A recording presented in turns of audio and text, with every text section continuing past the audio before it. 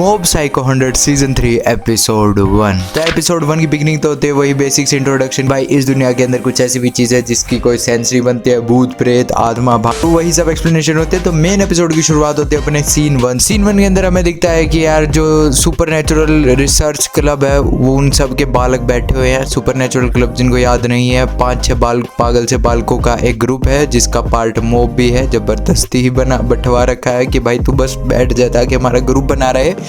तो उस ग्रुप की मीटिंग कह लो कुछ भी हो, मतलब इन शॉर्ट वो सब क्लब रूम के अंदर बैठे रहते हैं। वहाँ पे मॉब अपना एक पर्चा पकड़ के बैठा होता है।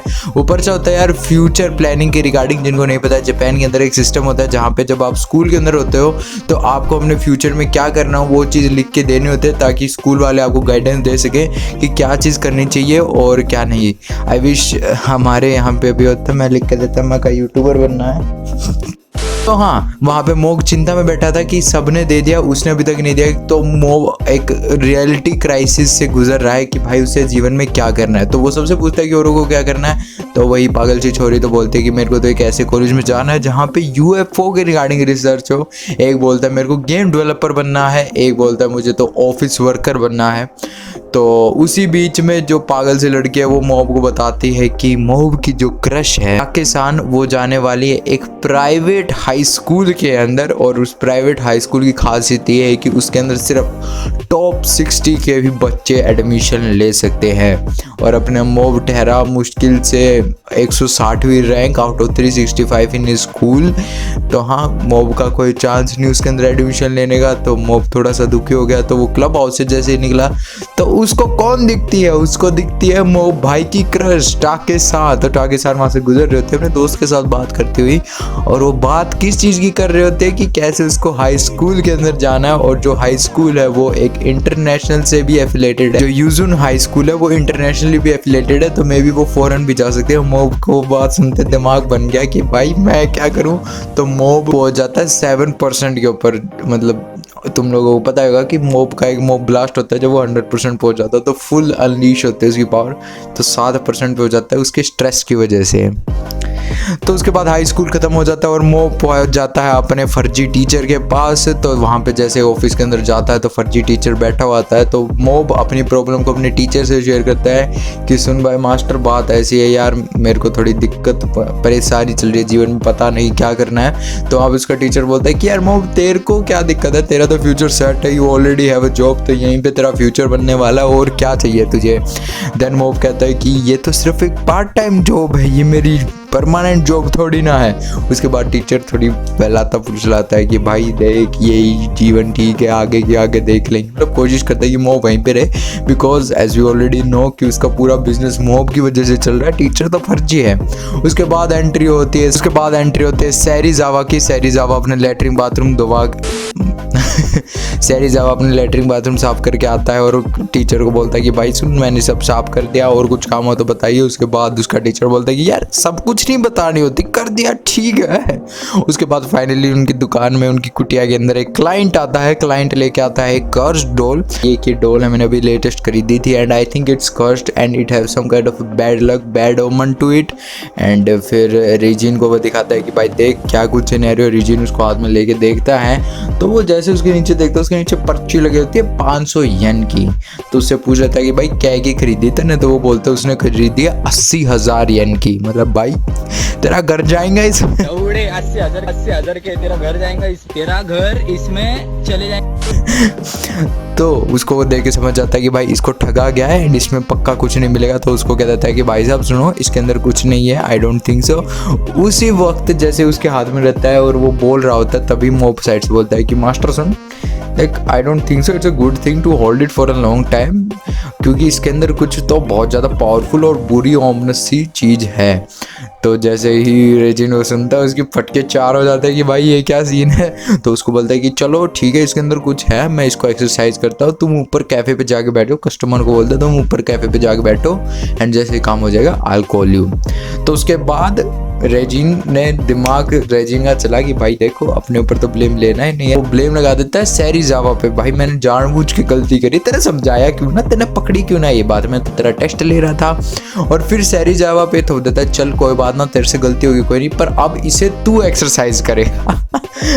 सैरीजावा अपना बोला आदमी उन्हें कर दिया एक्सरसाइज। बात का नंबर जैसे ही सैरिजावा ने उस डोल को एक्सरसाइज करा, उस डोल का हाथ टूट जाता है। और जैसे हाथ टूट जाता है सैरिजावा के फटके चार की फक, ये क्या हुआ, 80,000 घर जाएगा इसमें। वो टूट गया। उसके बाद वो कहता है कि भाई चिंता मत कर। एंड फिर फाइनली यार रेजिन दिखाता है अपनी असली स्पेशल मूव। एंड उसके बाद रेजिन यूज करता है rice grain Big Ben attack, मतलब 3 चिपचिपे चावल के दाने लेके उसके हाथ को चिपका देता है।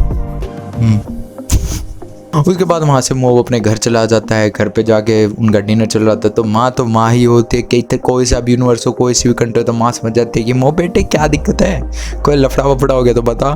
तो मोब वही बात अपनी माँ से शेयर करता है कि मोम ऐसे ऐसे क्राइसिस है मेरी लाइफ के अंदर, मेरे को समझ नहीं आ रहा मेरे को फ्यूचर में क्या करना है। तो मोब का बाप उसको बताता है सुन बेटे ज़्यादा टेंशन लेने की ज़रूरत नहीं, ऑफिस वर्कर बन जा। उसके बाद उसकी मोम कहते हैं कि भाई तू सब कुछ सिंप्लिसिटी कर देता है। उसके बाद जो मोब का भाई है वो उसको डाय देता है why don't you do something in which you are already good at. तो उसके बाद वो सजेशन देता है कि भाई मैजिशियन बन जा। तो अगेंस्ट उसकी माँ कहती है यार वो भी बहुत ज़्यादा सिंपल चीज़ है इसके लिए। तो वहाँ से मोब को कुछ आंसर मिलता नहीं, तो वो खाना खा के अपने कमरे में चला जाता है। कमरे में जाके वो पर्चे को लेके बैठा होता है चिंता में। तो डिम्पल उसे पूछता है भाई क्या हो गया मोब भाई साहब, बता दो कि मैं दिक्कत तो दो। तो मोब डिम्पल से पूछता है कि यार ऐसे ऐसे रियलिटी क्राइसिस है, मेरे को पता नहीं करना क्या है। तो डिम्पल से भी पूछता है कि भाई तेरे फ्यूचर में क्या प्लान है। फिर डिम्पल कहता है भाई मैं तो एक इविल स्पिरिट हूँ, मेरे क्या फ्यूचर के प्लान हो। फिर डिम्पल को याद आता है कि यार मेरी उस टाइम पे क्या लाइफ थी, क्या प्लान्स थे, मैं कितना बदमाश था मैं कितना बड़ा बदमाश था तो वहाँ पे मेरी मोब को कोई आंसर नहीं मिलता है। तो नेक्स्ट डे मोब छत पे खड़ा हुआ होता है स्कूल की, और सोच रहा होता है उसे लाइफ में क्या करना चाहिए। और जब वो छत पे खड़ा होता है तो उसके सामने उसको दिख रही होती है उसकी ब्रोकली, जिनको सीजन 2 याद होगा मोब की गोद में ब्रोकली के बीज थे। और मोब की जो पावर अनलीश हुई तो वो एक ब्रोकली इतनी बड़ी हो गई पहाड़ जितनी। एंड वो उसी को वहीं पे देख रहा होता है, मतलब उस तरफ मुंह करके सोच रहा होता है, देख भी नहीं रहा होता है। एंड तभी एंट्री होती है मिगाटो सान की। मिगाटो सान उसको बोलते कि मोब क्या सीन है यार, तू तो बड़ा कैड बाड़क है, तूने ये इतना बड़ा कर दिया, तूने करा होगा पक्का है।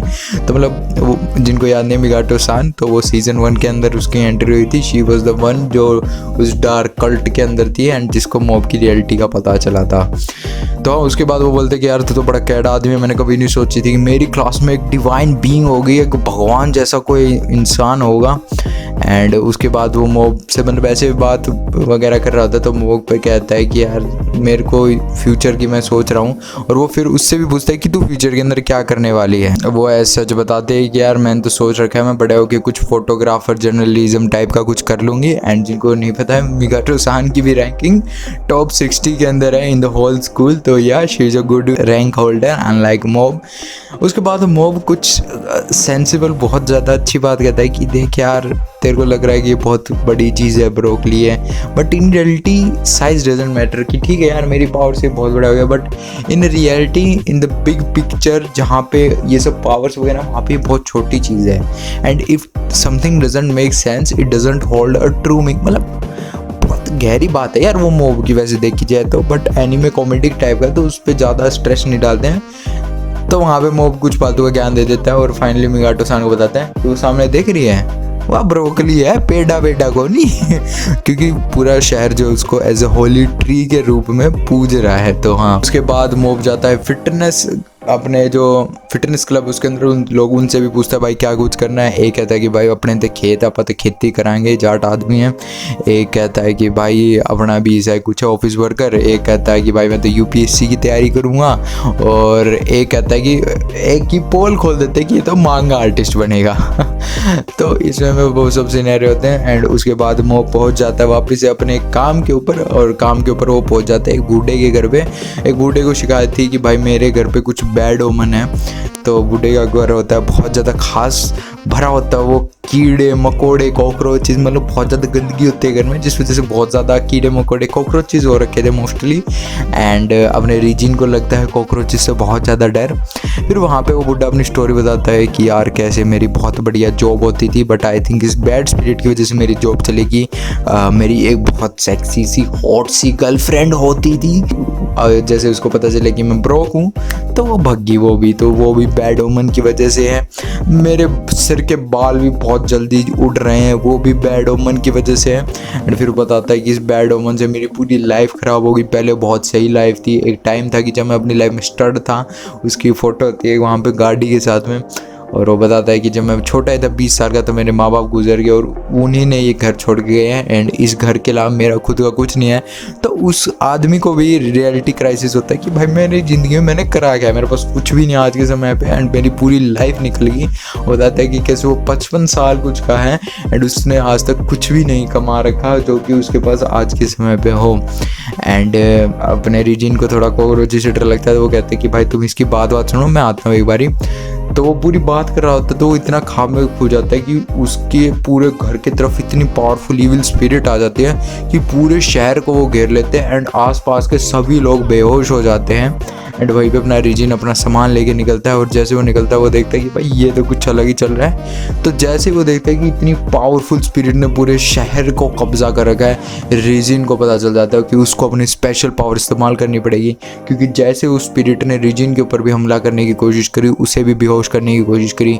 रीजन यूज़ कर देता है अपना special attack hydrogen water mist, मतलब वो कार्बोनेटेड पानी लाता तो उसको ऐसे ऐसे करके उड़ा दिया चारों तरफ, उसका स्पेशल मूव था।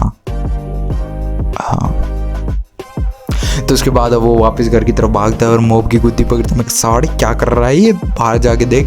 तो वो बाहर जाके देखते तो मोब कहता है कि आई don't think it's a bad ओमन और इविल स्पिरिट, आई थिंक जो वो बंदा खड़ा है ना उसकी बक के चक्कर में जो उसके खुद की नेगेटिव एनर्जी है ना वही वो बाहर हो गई। तो उसके बाद रीजन कहता है कि देख भाई मैं तो हूँ घनाए बाहुबली टाइप्स एंड मैंने जो कुछ कर दिया तो सब कुछ तहस नहस हो जाएगा। एक काम करो तुम इस एक्सरसाइज कर दो, तुम मेरे चेले हो। तो एज यूजुअल दोनों बड़वा ने कर दी भाई, उसको एक्सरसाइज सब कुछ ठीक कर दिया एंड उसको करते करते उन्होंने उस घर की छत भी उड़ा दी। एंड लेटर ऑन वो बुढ़ा उनको थैंक यू कहता है कि यार तुमने मेरी मुसीबत दूर कर दी। वो छत उड़ने के चक्कर में कचरा वचरा सब उड़ के घर साफ भी हो जाता है। एंड फिर थोड़ा रीजन डरा होता है कि भाई इसके छत के पैसे मुझे ना देने पड़े। बातों में पूछ भी लेता है कि भाई छत वाले टेंशन ना ले, इंश्योरेंस में सब है, नया घर बन जाएगा अपना, बढ़िया है। तो रीजन खुश हो जाता है कि चलो मुझे कुछ नहीं देना पड़ेगा एंड वो वहाँ से निकल जाते हैं। एंड वो निकलते बूढ़े का फिर से नजर दिखता है और फिर ठाक अपने कॉमिक का कचरा घर में इकट्ठा करने लग गया। मतलब आदत से लोग नहीं सुधरते। उसके बाद वो वापस घर जा रहे होते हैं एंड रास्ते में वो देखते हैं कि सहरी जावा बहुत ज़्यादा एक डिप्रेस टाइप हो रखा है। तो सहरी जावा से पूछते हैं भाई क्या हो गया लौंडे, क्यों दिक्कत पा रहा है। तो सहरी जावा कहता है कि यार जैसे उसको रियलिटी क्राइसिस है, मेरे के साथ भी लगभग वैसा ही रियलिटी क्राइसिस है। मैंने अपनी लाइफ के 30 साल गवा दिया, अभी तक कुछ नहीं पता क्या करा है। तो रीजन कहता है कि यार टेंशन ना ले, अगर तू अभी से पहले इतनी टेंशन ले लेगा इस जॉब के अंदर तो तू सर्वाइव कैसे करेगा यार। देख जब जागो तब से वरा। रीजन उसको ये कहता है कि टेंशन ना ले, अभी तो तेरी बहुत आधी लाइफ बची है, अभी तो तूने आधी लाइफ भी नहीं देखी है, तो टेंशन ना ले। और जैसे वो क्या है कि मोब की तरफ मुड़ता है कि मोब मैं सही बात करूँ, तो वो देखता है मोब भी सेम सिनेरियो के अंदर है। तो मोब को भी समझाता है यार तेरी तो लाइफ जस्ट शुरुआत हुई है, तू क्यों टेंशन ले रहा है। तो मोब कहता है कि मैं भी कुछ गलत मूव अपनी लाइफ में करके ऐसे रिग्रेट करूँ।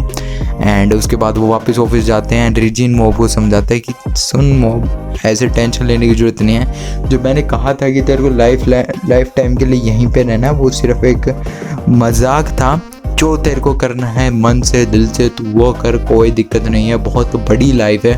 और वो मोब को बताता है कि सच बताऊं तो मैंने जो ये ऑफिस है ना ये भी मजाक में स्टार्ट करा था। एंड फिर वो मन में सोचता है कि कैसे मोब आ गया, इस वजह से उसने इस ऑफिस को कंटिन्यू रखा। मोब को वो चीज़ ये नहीं बताता है। एंड फिर मोब को कहता है कि मैं तो इसको बस मजाक में स्टार्ट करा था एंड मैंने सोचा 1 साल के बाद थक के इसको वापस से बंद कर दूंगा, बट अब आई फील लाइक कि मेरे को अपनी लाइफ में यही करना था और अब इसके अंदर मज़ा आ रहा है। फिर मोब को कहता है तू भी ऐसी कोशिश कर, एक ना एक दिन तेरे को गलती से तुक्के से अपनी लाइफ का वो मीनिंग मिल जाएगा जिसको करने में तुझे मज़ा आएगा। एंड ये बात सुन के मोब खुश हो जाता है और उसको थैंक यू बोलता है एंड वहाँ से चला जाता है। एंड रीजन थोड़ा सा टेंशन हो जाता है कहीं उसने आज ही से तो ये जॉब नहीं छोड़ दी। इंडियन भाई लालची तो है, आता नहीं।